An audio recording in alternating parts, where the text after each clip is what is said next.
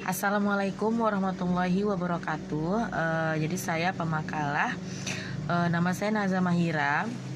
Dengan judul makalah saya itu filsafat pada zaman Rasulullah. Nah, jadi saya akan membagi beberapa materi ini menjadi 3 bagian, yaitu ada sejarah filsafat, kemudian korelasi filsafat pada zaman Rasulullah, dan ada filsafat pendidikan pada zaman Rasulullah. Nah, jadi filsafat awal itu berkembang pada abad ke-6 hingga ke-4. Filsafat itu nggak lepas dari teori Yunani, baik itu kuno bahkan klasik seperti Plato, Aristoteles, dan Socrates. Yang hampir sama terdapat tempat lain di dunia yang sudah muncul para filsuf yang pengaruhnya besar hingga kini. Nah, jika dilihat dari aspek sejarah, filsafat ini dilatar belakangi oleh adanya penerjemah naskah dari bahasa Arab yang berpusat di Baghdad daripada Cordova. Nah, seperti itu. Nah, jadi para ahli ini mengakui bahwa bangsa Arab itu pada abad ke-8 sampai dengan abad ke-12 itu tampil dengan kemajuan yang pesat, disertai oleh beberapa faktor, yaitu yang pertama ada pengaruh Al-Quran yang memberi semangat kegiatan keilmuan.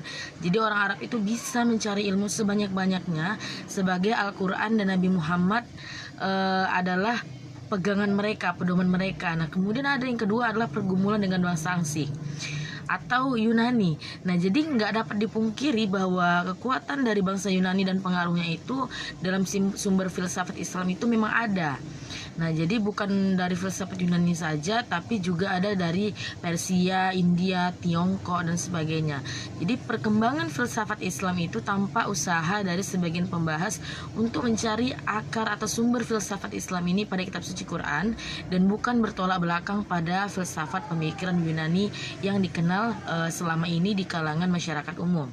Nah, kemudian tak hanya itu, jadi berbagai perkembangan filsafat itu sudah ada pada zaman Rasulullah. Contohnya dari India, yang contohnya itu adalah pemuda bernama Gautama yang Siddhartha.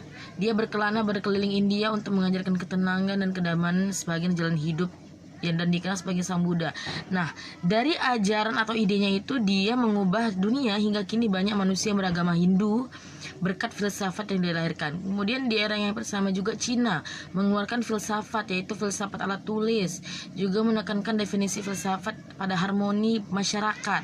Dan tak hanya itu, di Timur Tengah juga ada Zarathustra dari Balkh yang melahirkan filsafat monoteisme sebagai kekuatan metafisika. Nah, Nabi juga pernah berfilsafat, yaitu ketika pada masa Piagam Madinah beliau sebagai orang menyelesaikan pertikaian suku-suku dengan kebijakan serta prinsip konstitualisme yang demokratis dalam menyelesaikan suatu pertengkaran antara suku.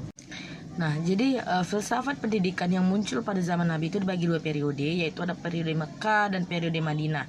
Kalau dia periode Mekah itu dia lebih menekankan kepada filsafat ketuhanan, bagaimana mencari Tuhan yang sebenarnya, lebih kepada tauhid. Nah, sedangkan kalau di urusan pada periode Madinah itu lebih banyak tentang ilmu ketatanan masyarakat, ilmu politik yang sebenarnya bagaimana cara adab seseorang, bertetangga, bermasyarakat, adab sopan santun, berbakti pada orang tua.